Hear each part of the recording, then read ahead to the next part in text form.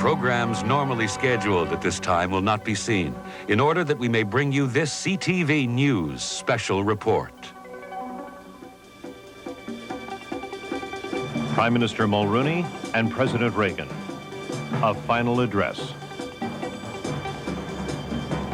Hello once again from Summit Square in Toronto. Well, the summit is over. Some delegations are leaving. Others are taking their leave later tonight. U.S. President Ronald Reagan will spend his last few hours here in Toronto addressing the Canadian and Empire clubs of the city.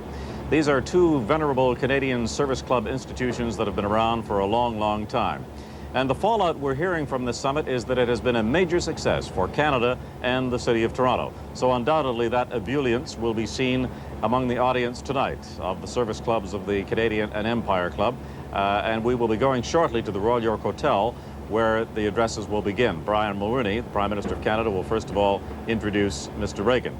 Right now, we are going to spend a moment with our two colleagues once again, Pamela Wallen, Ottawa Bureau Chief, CTV News, and Deanne Cohen, CTV News Business Editor. Well, it was a successful afternoon by all accounts, Pamela. We're now waiting to hear what Brian Mulroney and Ronald Reagan have to say about it. We of these. What do you think? Is this one going to go down as one of the great ones? I suspect that it will, but I think it's probably going to take 10 years to show, and that would be at a minimum. But I think that what we have here very clearly is the framework for global integration, certainly of the world's monetary systems.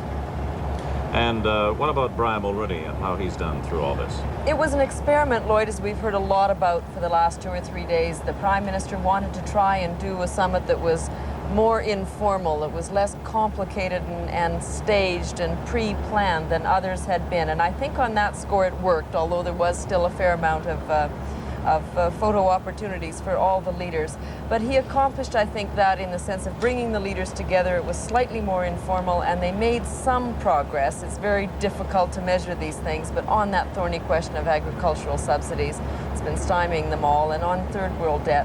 So in that sense, in terms of substances, I think a qualified success for Canada. But the summit in terms of a forum, I think, has been very successful. We are waiting to see our pictures from the Royal York Hotel in Toronto, where President Reagan will be making his address to the Canadian and Empire clubs. When they get in there, there will be, first of all, a fanfare welcoming them. Then the head table will be seated. There'll be a toast to the Queen, and there will be, at that point, a toast to the President of the United States and Mrs. Reagan. Now we're getting our pictures from the Royal York Hotel. Mr. Clark, External Affairs Minister, who is one of the head table guests. The head table includes the Right Honourable Roland Michener, who's going to propose the loyal toast tonight, former Governor-General of Canada. Might be called one of the venerable institutions himself in this country. Indeed. George Shultz is there, Secretary of State for the U.S. Nancy Reagan, of course. And Alan Gottlieb, the Ambassador for Canada to the United States. Le Président des États-Unis et Madame Reagan, the Prime Minister of Canada and Mrs. Mulroney, and the President of the United States of America and Mrs. Reagan.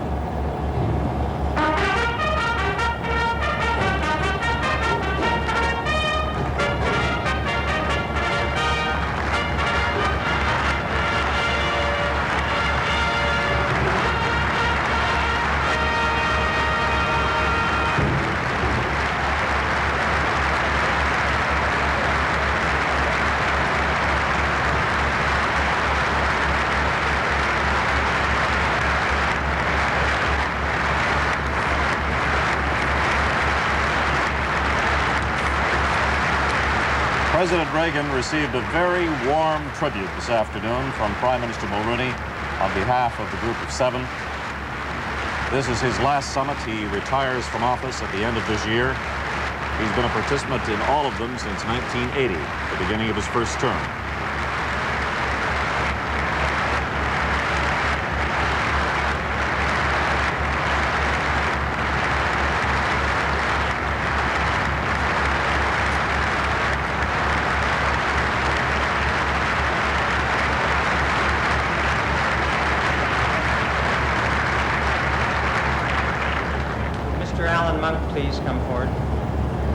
Mr. Alan Monk is a well-known Canadian baritone, and he is going to sing the national anthems of the United States and Canada. Oh, say, can you see by the dawn's early light what so proudly we hailed at the twilight's last gleaming, whose broad stripes and bright stars through the perilous fight o'er the ramparts we watched were so gallantly streaming, and the rocket's red glare, the bombs bursting in air, gave proof through the night that our flag was still there. Oh, say does that star-spangled banner yet wave o'er the land of the free and the home of the brave? Oh, Canada, our home and native land, true patriot love in all thy sons command. With glowing hearts we see thee rise, the true North strong and free. From far and wide, O Canada, we stand on guard for thee. God keep our land glorious and free. O Canada, we stand on guard for thee. O Canada, we stand on guard for thee.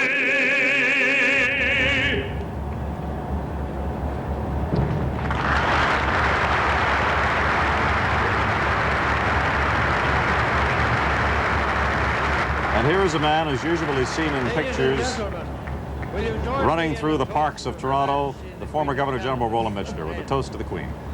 Queen.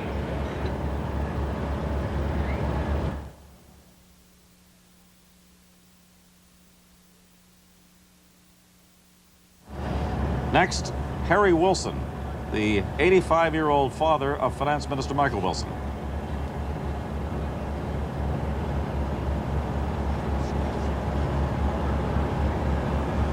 He is proposing a toast to the President of the United States and Mrs. Reagan. And to his wonderful, glamorous First Lady.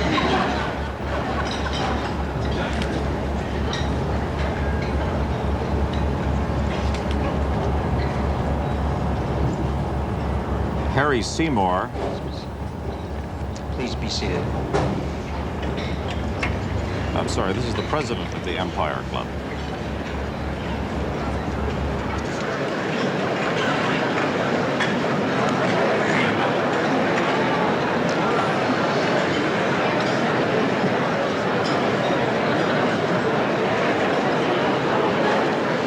Ladies and gentlemen, Mr. President, Mrs. Reagan, Mr. Prime Minister, Mrs. Mulroney, Your Excellencies, distinguished guests, ladies and gentlemen.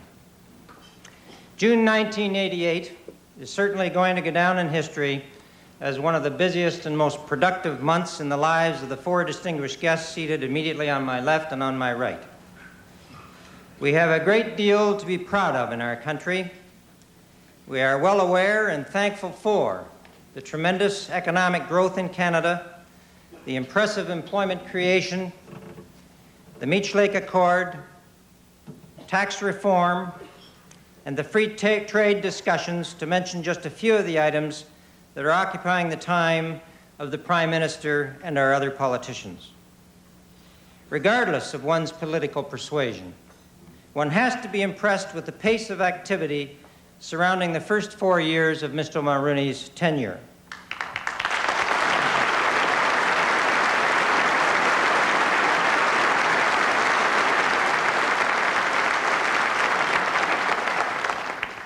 The agenda of this government is being undertaken and fulfilled with a strong sense of purpose and compassion, guided by a focus on the future and an understanding of the complexities of our nation. It is a course charted by our leader, who has a vision of a prosperous and free nation facing the challenges and opportunities in an ever-changing world. No leader can do so without the support and assistance of their spouse. You, Mrs. Mulroney, have worked relentlessly at his side as an advisor, as wife and mother to your 4 children. Your tremendous volunteer activities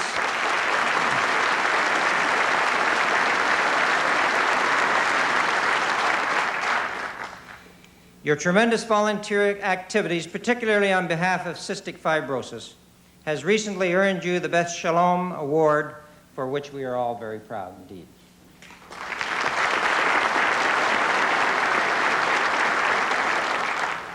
For the first time in years, there are many of us who feel that we have a relationship with our great neighbor and friend of the South on a plane perhaps higher than we have ever reached before, and those dealings have taken the high road at every turn. It is perhaps the reason that a great compliment has been paid to us tonight to have the President, during a back-breaking schedule, come here with his first team and honor us with their presence.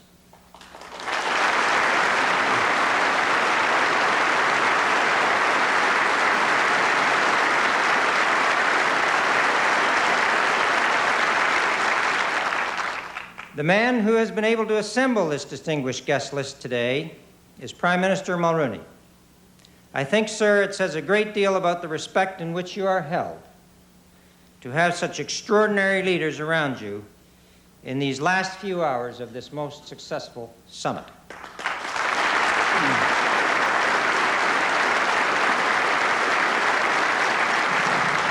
Ladies and gentlemen, the Prime Minister of Canada, the Right Honourable Brian Mulroney. That was Tony von Strabenzi, the president of the Empire Club, introducing the Prime Minister.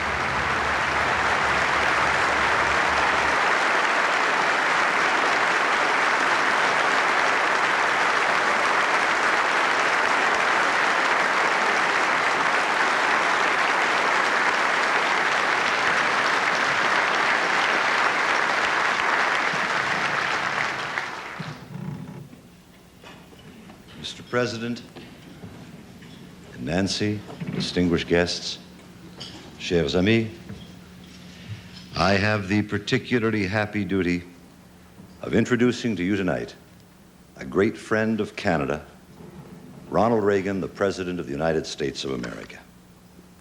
This is a personal occasion for me in that it is the last opportunity for me to welcome him to our country as President. As you know, there's something in the United States Constitution called the 22nd Amendment, which apparently limits the lease on the White House to 2 terms. But that brought to mind an incident that actually occurred to me about 1.5 years ago. I was sitting at home on a Sunday reading the New York Times, and there on the front page of the New York Times, in a big headline this big, was a headline that said, Reagan's popularity plummets to 59%.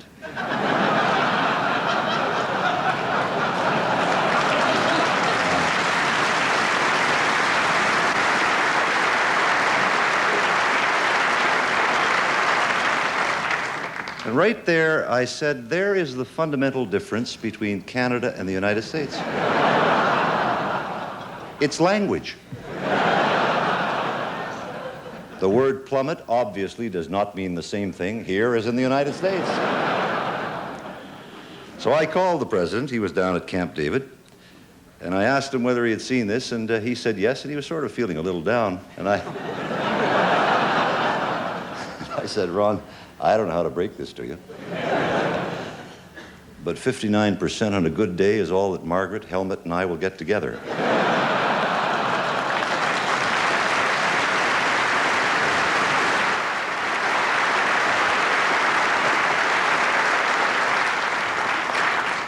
Well, next January, Ronald and Nancy Reagan will be taking their leave of Washington, returning to California, and their beloved ranch in the hills above Santa Barbara.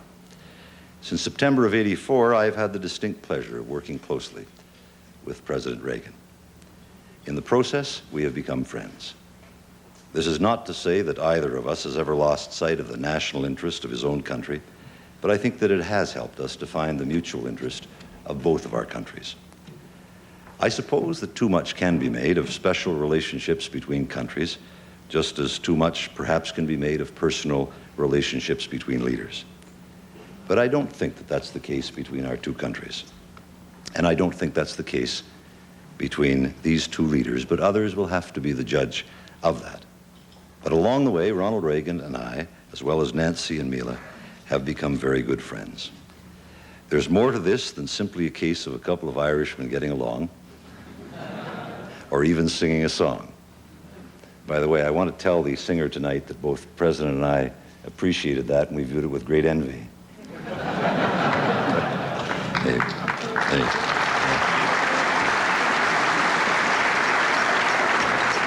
But we decided early on that the best way to manage our relationship, a relationship after all between the two most important trading partners in the world, was to meet on an annual basis and to phone whenever either wished, and that's exactly what we've done over these years. If you go back and look at the communiques, beginning with the Quebec Declaration and the various joint declarations emanating from it, you will see the agenda and the task we set for ourselves. It was a challenging agenda on trade and on defense and on the environment, and it's fair to ask, I suppose at the end of the day, what have we achieved?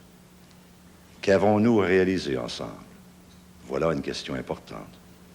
Dans le domaine du commerce international, nous avons négocié le plus important negotiated the most important two-way trade agreement between any two nations. The free trade agreement is going to give Canada access to a market of 250 million people, half of them within a day's drive of Toronto, making Toronto the center of access to the biggest and richest market in the world. And it's a good deal, a very good deal for both of our countries. On defense, we have renewed our commitment to the security of North America, and we are going forward with the North Warning System as well as completing the modernization of our air and naval defenses.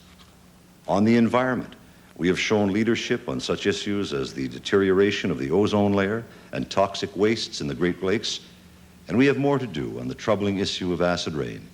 And Secretary Schultz and External Affairs Minister Joe Clark are addressing that actively pursuant to instructions from the President and requests from us at the end of the last meeting. And as always, there is much unfinished business between our two countries, but I believe the annual meetings between the President and the Prime Minister of Canada have become a permanent feature of our affairs. They have helped to focus our agenda and to galvanize our officials. Et au cours des 4 dernières années, durant le second mandat du président, during the second mandate of the President and during my first, we have put things right between our two countries. This summit will have been President Reagan's last summit, and I think it's fair to say that it was a productive one for us all. We've addressed some of the most complex and difficult economic issues here in Toronto, from the troubling question of third world debt to the challenging issue of agricultural subsidies. One of the reasons for these annual meetings is that we live in an increasingly interdependent world. And as the President noted last week in his particularly thoughtful address to the Atlantic Council, over the years, the economic summits have been a cornerstone of cooperation among the major democratic economies. They're part of the superstructure of the Western strength and East-West affairs.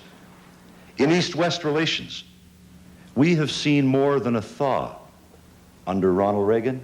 We have seen infinitely more than a thaw, more than détente. We have seen the coming of a new season of hope. And that season of hope came about because Ronald Reagan said from the very beginning that there was one way to deal with the Soviet Union, to bring the Soviet Union to a realization of peace, and that was from a position of strength. Strength of the United States, solidarity of the alliance, And that is exactly what has taken place.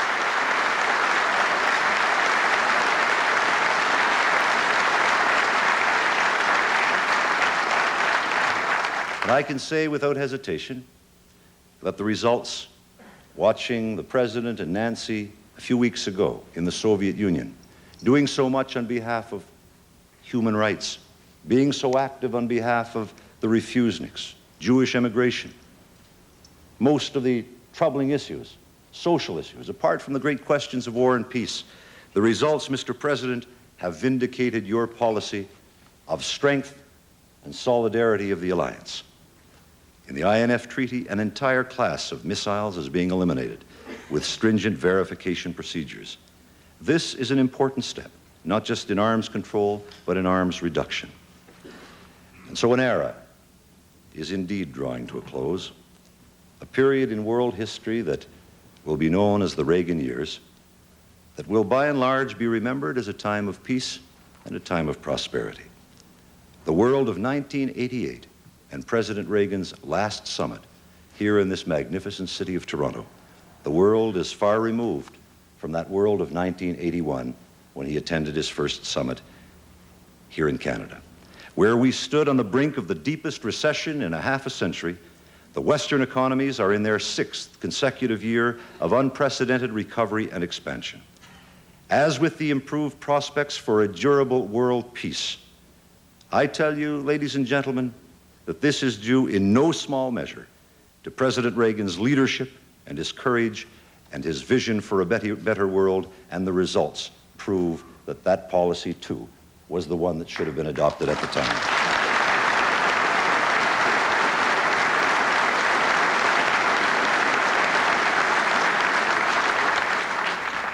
The President has done more than stay the course. He has changed the course of American and world history. On a personal note, I have always found Ronald Reagan engaging and engaged, good-humored and generous. I should tell you that the first time that I ever had the chance to meet with him in the Oval Office, I was leader of the opposition. May that never happen again.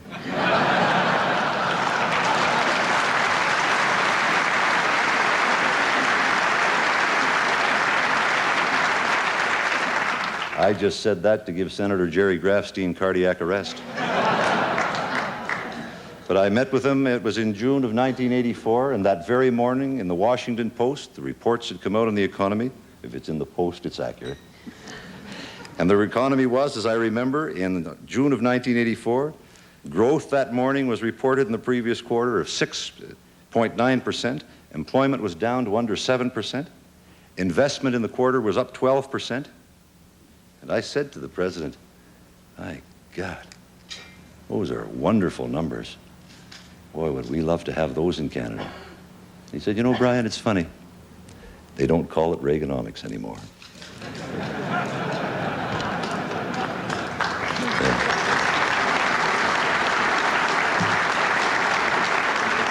And so we have not always agreed, but we have always agreed to begin from the basis of friendship between our two countries and between ourselves.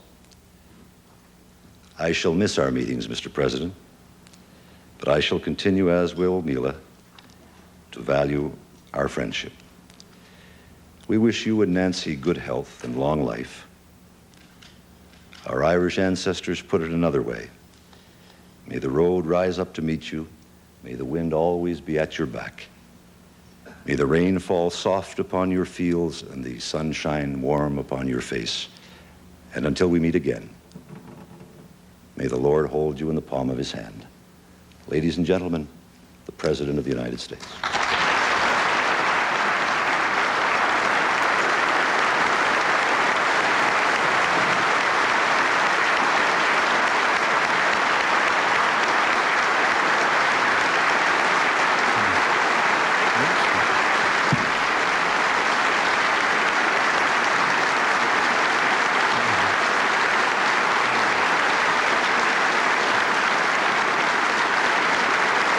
Thank you very much. Thank you.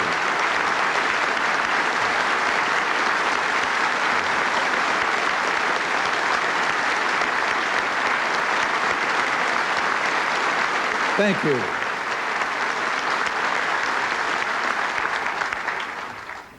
Thank you all very much, and Brian, I thank you from the bottom of my heart. Tony Van Strabenzie, Gordon Reel, and ladies and gentlemen, it's a pleasure to be here today.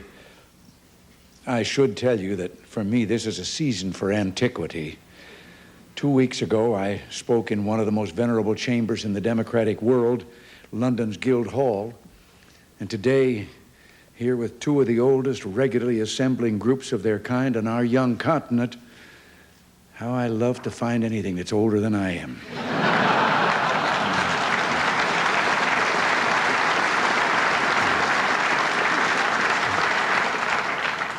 But it's a pleasure to join you, and for 3 days now I've enjoyed the beauty and vibrancy of your magnificent city.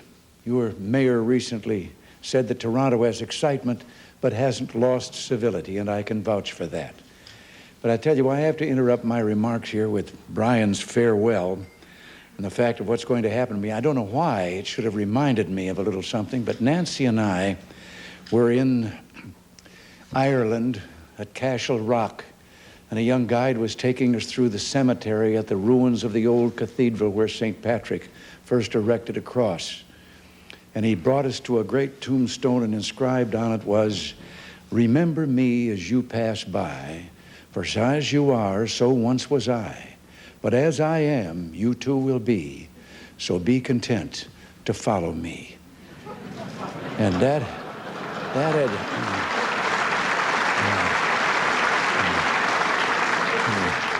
had proven too much for some later Irishmen who had scratched underneath, "To follow you, I am content. I wish I knew which way you went."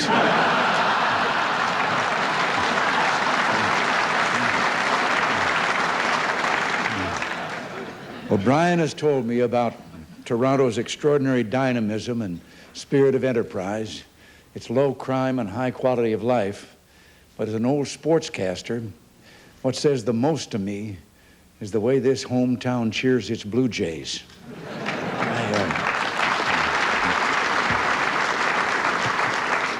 Toronto, like Canada itself, is brimming with strength, vitality, and self-assurance. Those qualities, together with our similar heritages and common values, have made the relationship between the United States and Canada unique in world history. We have been best friends, important trading partners, and allies for more than a century and a half. In many ways, America's relationship with Canada has been the vanguard of our relations with other nations. Our first environmental treaty over boundary waters involved Canada. Our first permanent mutual defense relationship was with Canada. And the agreement to remove ships of war from the Great Lakes was our first arms reduction pact. You may have heard me say that nations don't distrust each other because they're armed. They are armed because they distrust each other. With the longest undefended border in the world, Canada and the United States are proof of the flip side of that. When nations live in trust and friendship, they live in peace. Today, our relations are better than ever. Over the last 4 years, the Canadian-U.S. partnership has grown and strengthened. That's all for the good. In a world that's changing before our eyes, we need each other's friendship as never before. And in many ways, that is what, for Brian and me, the last 3 days here in Toronto have been about. The changing world and the role of North America in it. As you know, we've just finished meeting with the leaders of the 5 other major industrial democracies. These annual economic summits have played an important role in the revival of growth in the industrial world. Each year, of course, a different country serves as host. Over the past 8 years, I've noticed that the leader of the host nation sets the tone and, to a large extent, determines the success of the meetings. Well, this year's summit was informal, yet highly focused. It was a get-down-to-basics, open-for-business summit. And the progress achieved may not become fully evident for months, but it was essential. I should say substantial. Much of the credit for this success belongs to one of the democratic world's strongest and best leaders, and someone whose friendship I cherish.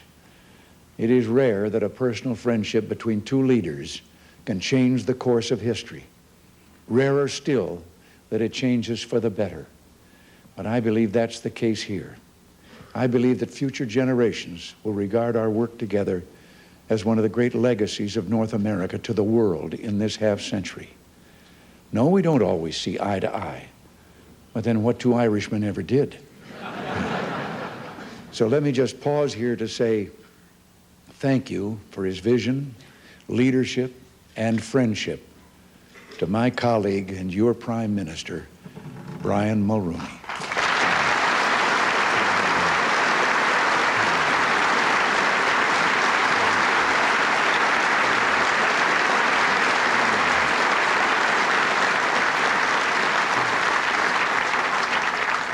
You know, as I said, economic summits are not intended to produce blockbuster announcements. They are regular business meetings. They give those of us around the table a feel for what the others are thinking. They're a forum for us to raise issues or to advance the many ways in which our governments work together. In economics at this summit, we advance the process of coordinating policy. From now on, our 7 governments will examine structural reform issues in their talks and will include a commodity price indicator in coordinating policy. We also reviewed our commitment to achieving progress in the Uruguay round of trade negotiations. Finally, we agreed to work together to ease the debt situation in the poorest countries of Africa. Turning from economics in East-West relations, we reaffirmed a common position on human rights, on the need to reduce the massive conventional forces imbalance in favor of the Soviet Union and its allies, and the conditions by which we're ready to expand economic ties with Eastern countries. In other areas, we underscored the need for a common fight against terrorism and the international narcotics trade. And I'll have more to say about the drug trade in a moment. And finally, we said once again that we would work to resolve regional conflicts in the Middle East, the Persian Gulf, Cambodia, and South Africa. You'll see a great deal about our discussions in tomorrow's headlines. But sometimes, maybe most of the time, history is not made in headlines, and we don't recognize great turning points until they're long past. This was an economic summit. And in economics, I believe that today history is made at summits, yes, but in broader and more profound ways as well. This summit was held against the backdrop of a transformation as dramatic as the one you find at the place on the prairie where the Rockies meet the plains. Less than a decade ago, inflation, as Brian told us, stagnation, decline, and despair characterized in one measure or another the economies of nearly all the summit nations. And today we live in a time of hope. I know that I don't need to tell you this because, as it was in the summit, Canada is a leader. In the last 4 years, among industrial nations, only Japan matched Canada's economic growth, while Canada created more than 1 million jobs and, confounding the experts of just a few years ago, did it while keeping inflation in check. How? One answer, of course, is that you've been deregulating industry, moving government out of the ownership and management of industry, and reducing marginal tax rates.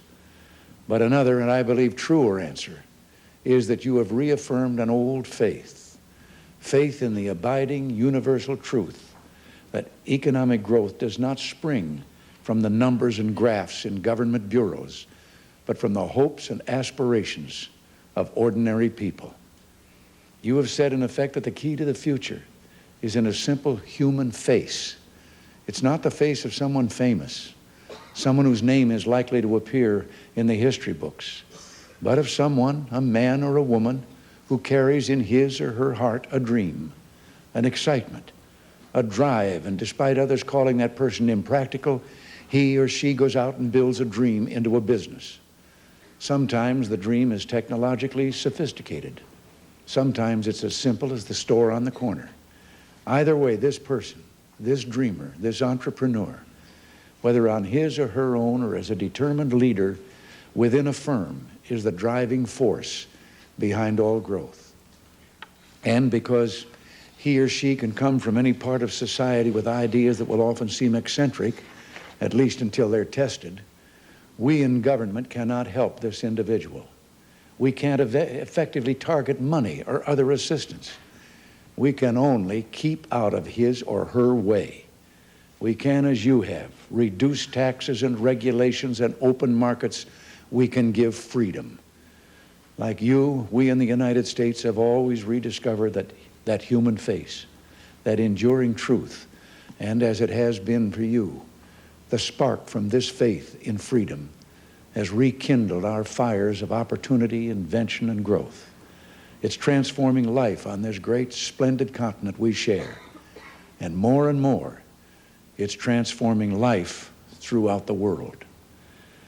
Yes, as I looked around that summit table these last 3 days, it seemed to me we've come to a moment in which, as it must have when John Cabot landed on the shores of Newfoundland nearly 500 years ago, humanity stands on the shores of a new world and for a moment holds its breath in awe and wonder. Each of the summit nations has turned away from statism and toward the market. This movement toward freer enterprise is worldwide, stretching from India to Argentina and beginning to reach even into China, and now the Soviet Union. And everywhere there are those who say we must dim this light of opportunity and turn back from this frontier of the future. The question is, will we? Already on this continent, that light has ignited a bonfire of entrepreneurship and technological innovation unlike anything mankind has ever seen. As one physicist noted not long ago, the entire industrial revolution enhanced productivity by a factor of 100. The microelectronic revolution has already enhanced productivity in information-based technology by a factor of more than 1 million. And he added, the end isn't in sight yet. Today, a phone call, a television report, or a currency transaction bounces from Toronto to Tokyo by way of satellite, often starting from a dish antenna that fits on the top of a truck. Satellite and dish replace tons of wire and miles of cable that once carried those signals, and they do the job better. The heart of the technological revolution that produced them, that has at the same time put desktop computers in homes across our continent while making North American industry vastly more productive. The heart of this revolution is a tiny silicon chip that you can hold on the tip of your finger and still see most of the finger.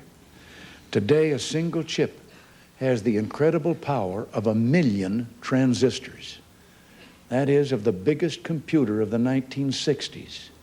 Yet one of North America's most prominent research directors predicts that in less than 15 years, the power of 1 billion transistors will be packed on a chip. That's the power of 20 of today's most advanced supercomputers, all in a laptop computer available to every entrepreneur and executive. Already this new technology is transforming our offices and factories, creating many jobs, eliminating others, and for that reason, some people fear it. I understand that. I remember returning to Hollywood from the service. Before the war, I'd achieved the status symbol of all contract players and movie studios. I could get away with saying, I quit at 6 o'clock. Well, when I got back, I decided I'd better reestablish this right from the start, having been going 4 years.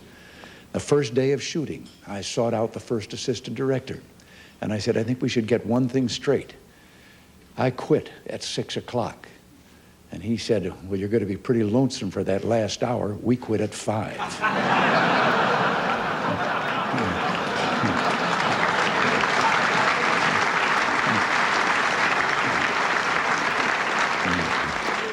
It seemed that with wartime excess profits tax, everyone started to think of production costs as mostly government money, so why not share the wealth?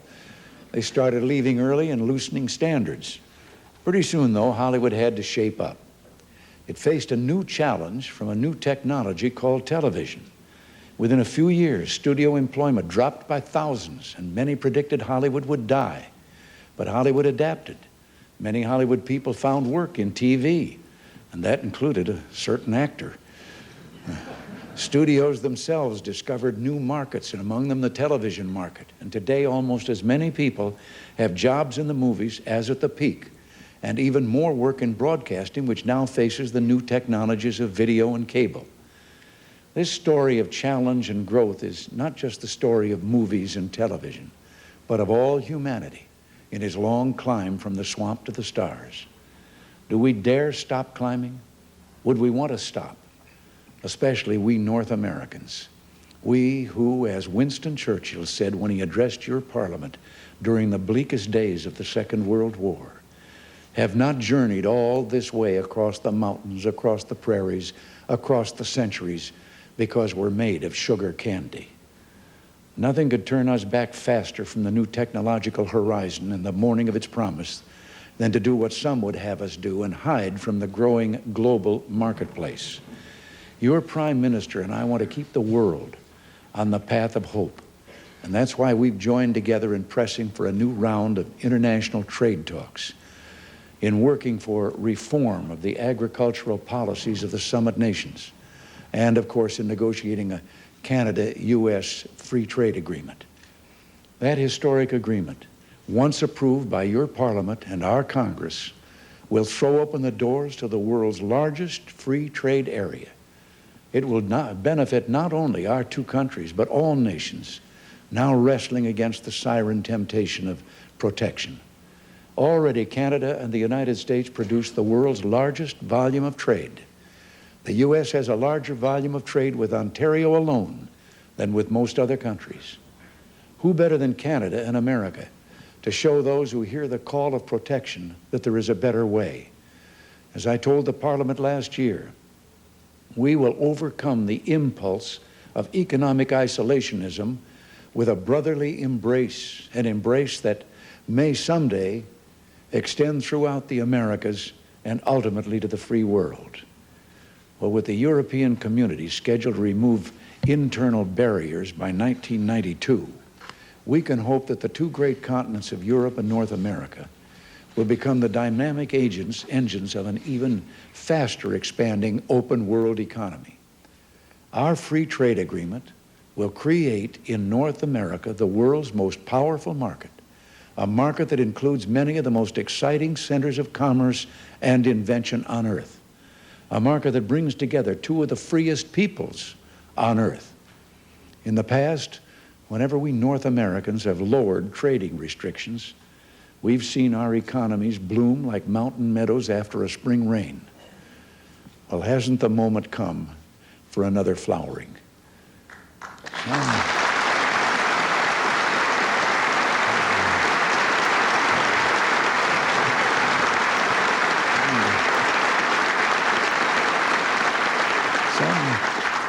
Some say that open trade and easier access will lead to an erosion of cultural distinctions.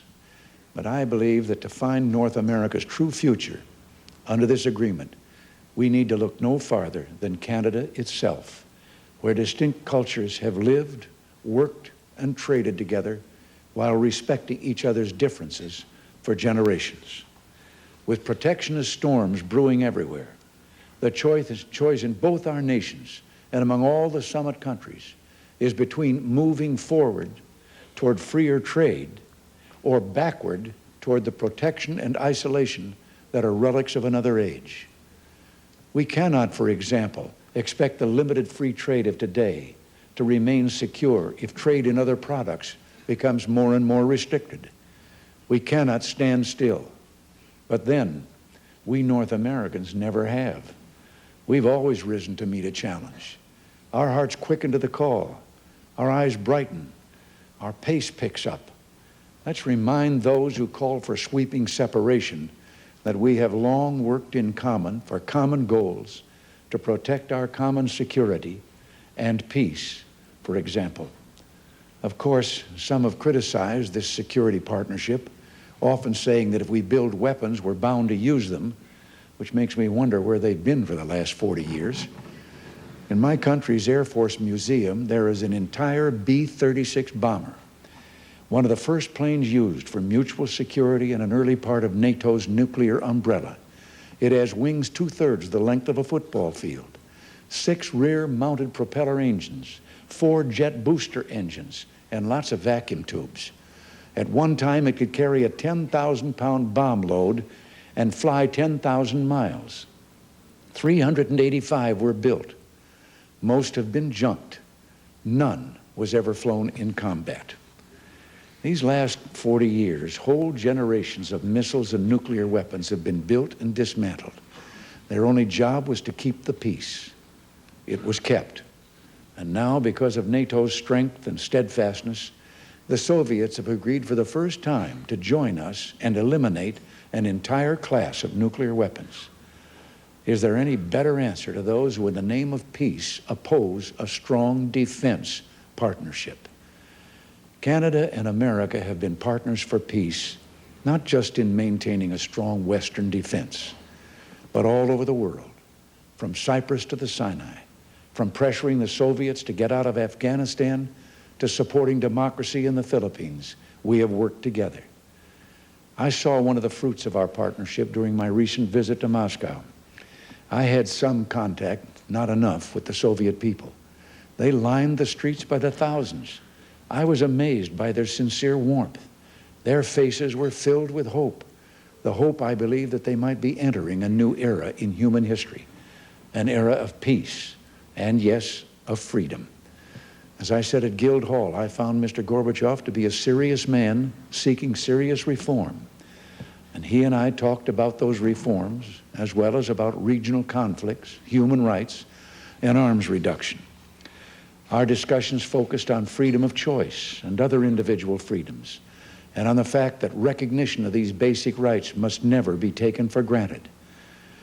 I know I speak for all of us in saying our prayers go with the Soviet peoples. But as I also said at Guildhall of the security partnership between North America and Europe in NATO, let us stay strong. Without our strength, the tide of oppression and expansion would never have been halted.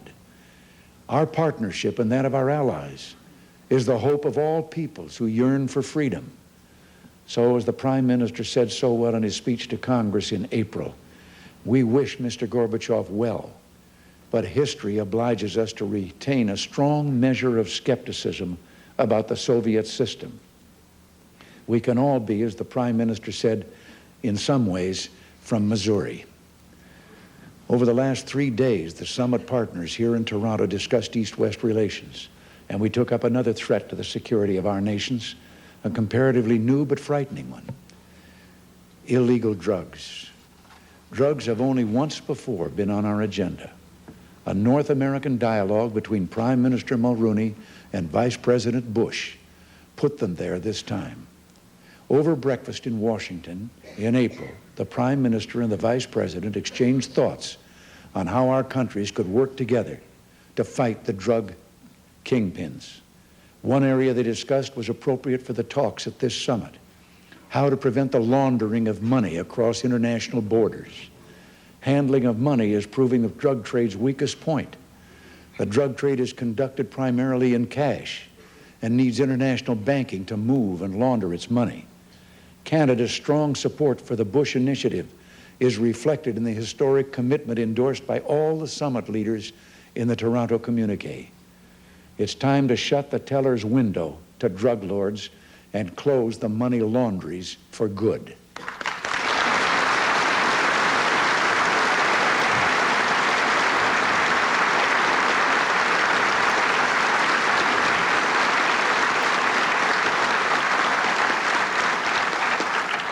So yes, in ensuring the security not only of our nations, but our ideals in fighting the drug scourge, in leading the world economy to a future of opportunity and growth, the partnership between our countries is at the center. It is the example to our allies and the world. It is the hope of peoples and nations. And so today, mankind, standing on the shore of a new continent, a new age of invention, adventure, and growth, holds its breath, and for one lingering moment wonders go forward or go back. And what we North Americans decide together will, to a large measure, answer that question for the entire world. Let us choose life, and let us choose hope, and let us turn to the horizon and greet the morning and continue the adventure that our forefathers started so many years ago, when with faith and freedom they landed on this great, strange continent and began to build a newer world. Before I leave completely, with regard to what I have said about drugs and all the thing that is going forward, I couldn't help but think very proudly today at the table, with all of that being accomplished between our 7 nations. I couldn't help but think that one tiny young lady a few years ago, moving to Washington, set out on her own in a crusade against drugs. And today she's got a lot of company.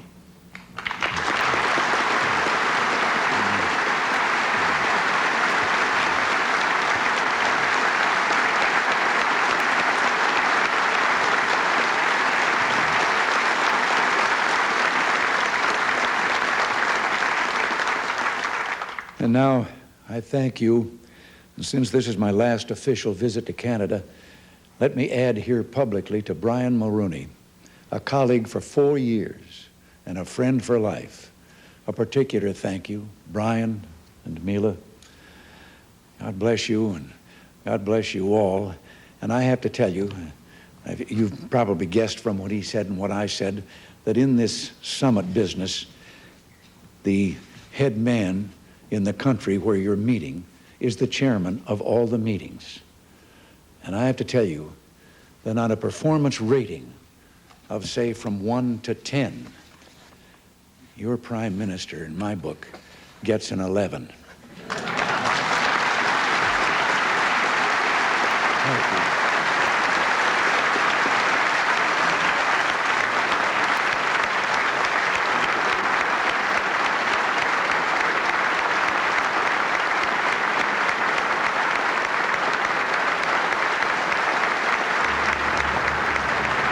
U.S. President Ronald Reagan addressing a joint meeting of the Empire and Canadian Clubs of Toronto. Strong praise for Brian Mulroney, saying that the friendship between Canada and the United States has grown and strengthened over the last 4 years. He called him a colleague for 4 years and a friend for life. Much of the speech was a reaffirmation of the Reagan philosophy on entrepreneurship, saying that the movement toward freer enterprise is worldwide. Now the president of the Canadian Club, Mr. Gordon Reel. And Mrs. Reagan, as you noted, the Canadian Club of Toronto and the Empire Club of Canada are organizations which have existed for a great many years. And each has been privileged to hear addresses by not only distinguished Canadians, but by international leaders as well, such as the Right Honorable Margaret Thatcher and the Right Honorable Sir Winston Churchill. However, this is the first occasion that either club has been addressed by the President of the United States of America while in office. And this is for us, therefore, a historic event as well as a most enjoyable evening.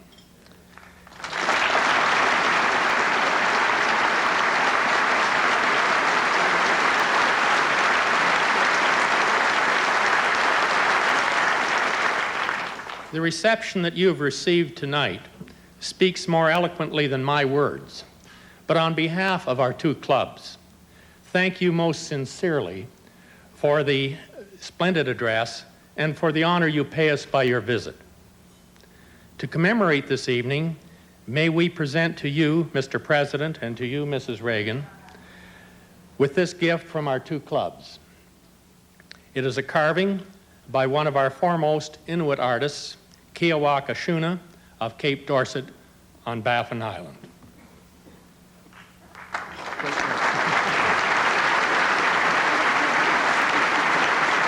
President of the Empire Club, Gordon Reel, President of the Canadian Club, the gift to Mr. and Mrs. Reagan. There's Mr. Van Strabenzi.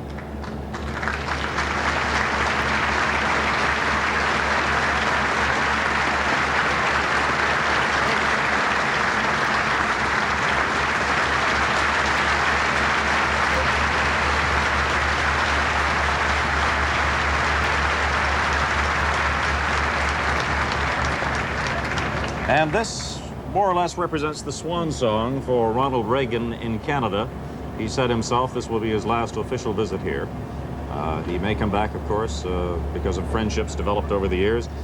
Pamela and Diane Cohen, there were some things there which Mr. Reagan said which I'm sure would curl the hair of John Turner and Ed Broadbent. He said that Brian Mulroney is one of the Democratic world's strongest and best leaders. Yes, indeed. I think that the Prime Minister couldn't be much happier with this kind of a ringing endorsement just following the summit and the by-election victory. And given that this is an election year, this is, I'm sure, very helpful for the Prime Minister in his campaign with his free trade agreement, which was a large part of President Reagan's speech, talking, of course, about how their friendship led to that deal, and it has changed the course of history. Well, it's interesting to me that usually in an election year, either in Canada or in the United States, not much happens in a summit. It is not because of the host country, it's mostly because of the external environment. And this is going to be an odd summit in that something did get done, even though it is an election year in both countries. In terms of accomplishments at summits, would you say this was one of the most productive? I do believe that it was indeed, and I think that we are going to see a lot of implementation by the Sherpas, I suppose, over the next 12 months. Some progress on the key issues, agriculture and... Right. Well, as we watch them leave the Canadian and Empire Club meeting at the Royal York Hotel in Toronto, we are saying goodbye ourselves at this moment. Our thanks to Pamela Wallen, Ottawa Bureau Chief, CTV News, and Diane Cohen, our business editor. We will be back later tonight with a complete summary of all that has happened on this day here in Toronto on the CTV National News. Goodbye for now.